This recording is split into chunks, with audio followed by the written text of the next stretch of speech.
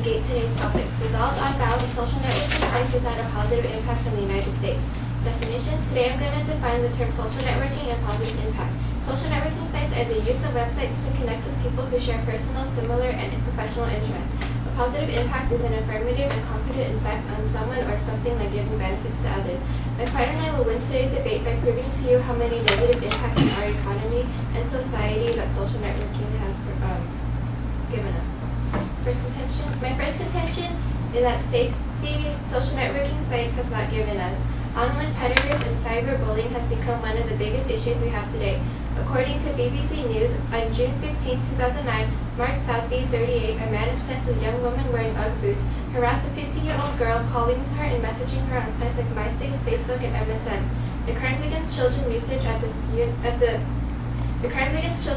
Center at the University of New Hampshire found 1 in 5 kids have been sexually solicited or harassed over social networking sites. The FBI found that sexual predators on social networking sites has tripled over 1 year. In 2007, the NSPCC found 50.4% of the 2,053 children it surveyed have experienced sexual assault by social networking sites. Between 2000 and 2005, sexual harassment through social networking sites arose 50%. By 2007, 39% of teenagers have suffered harassment online. It was reported last year from a female student from Harvard was beaten by 3 men she had met on MySpace and invited to her house. According to CNET News, 59% of teens are posting unsafe information on social networking sites. According to Julie Clark, a freelance writer and web manager stated there are more than 29,000 pedophiles on MySpace. Illinois Attorney General have found almost 850 online predators from social networking sites in Illinois. But the National Center of Missing and Exploited Children reported in 2006 that there were 2,600 cases of adults using SNS to entice and deceive young children. In 2006, 13-year-old Megan Meyer hung herself after receiving cruel and insensitive messages from a fictitious 16-year-old boy, Josh Evans. Lori Drew pretended to be this boy and had an online relationship with Megan. When the relationship harshly ended, broken-hearted Megan committed suicide. ISAFE stated they surveyed 1,500 4th to 8th graders, and 42% of students were bullied online, and 1 in 4 children were bullied more than once. According to Professor Blumenfeld at Iowa State University, 26% of kids have been cyberbullied and have had suicidal thoughts, and 11% have committed suicide. My second contention is that identity theft has become common in social networking. Scott Meidig, chief executive of Trust ID and Identity Theft Protection Plan, put social networking sites as a growing pool of valuable information that at some point thieves may consider more valuable than a credit report. According to BBC News, they said social networking sites are the equivalent of a big red target with flashing lights in respect to identity thieves. Just by typing in phishing MySpace on Google will take you to many websites where you can download a software that can hack into people's profiles and get others to click on a link that downloads a software that can hack into people's profiles. Click on a link that requires their email and password, and it keeps going and going. Research shows that 1 in 6 adults publishes information about his or herself on the internet that could be used by an identity fraudster. Also, when signing up for Facebook, it requires a college email address, which increases the expectations validity of certain information, as well as the perception of the online space as a closed and trustworthy community. A survey of 935 teenagers between ages 12 and 17 reported 61% of their city or town, 49% revealed the name of their school, 29% revealed their last name, and 2% revealed a cell phone number on SNS sites. The survey concluded that 90% of Facebook users posted full name, personal photo, date of birth, and hometown. Releasing information online can lead to identity thieves knowing who you are, what you do, where you live, and what you look like, and how to get to you. This can lead to being stalked, raped, attacked, and you could also lose money. In my third contention, social networking websites are not productive, and businesses are finding out the hard way. According to a security company based in Australia, if a single employee spends 1 hour of company time on Facebook every day, it will cost his employer $6,200 per year. For Australia, that translates to a productivity loss of $5 billion annually. The impact in the United States will be even greater as Facebook usage in the United States is more widespread. It is certainly not unreasonable to estimate some employees are using SNS at the rate of an hour a day. A large number of Facebook's users log in during work hours. In addition, as cited earlier, social networking sites are being used by teens at an average of 1 hour and 22 minutes every day.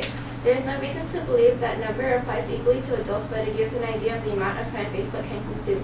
Facebook representatives themselves report that the average user, whether teenager or adult, signs onto the site 6 times every day. But lost productivity is not the only concern. Researchers have found that 25% of Facebook users revealed sensitive information relating to their work or on their profiles.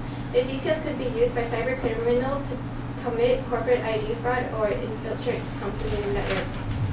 So I strongly urge you to vote for the negation.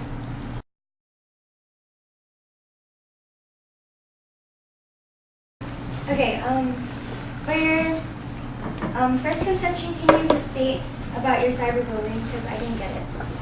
Okay.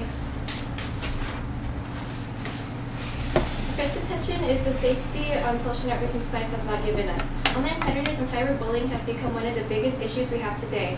According to BBC News, on June 15, 2009, Mark Zachary, 38, a man obsessed with young women wearing Ugg boots, harassed a 15-year-old girl, calling her and messaging her on sites like MySpace, Facebook, and MSN. The crimes against children. Okay. What's BBC News? Can you? It's like the British World News. For your second contention, can you restate about the computers and?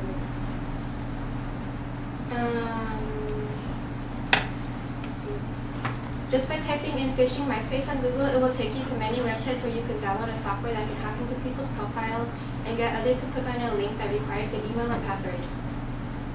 Okay.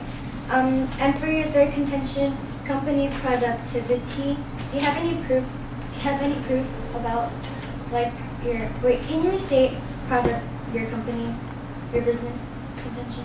Google. If a single employee spends 1 hour of company time on Facebook every day, it will cost its employer $6,200 per year. And that translates to a productivity loss of $5 billion annually. Do you have any proof? That is from a security company, and it states that. Can I have a name? The name? Where's the name?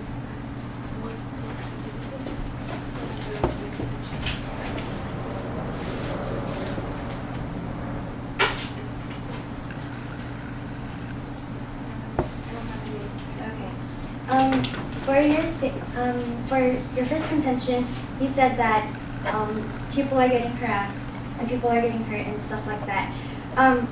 But isn't it not? SNSs are not the cause of cyberbullying. It's that people are being mean.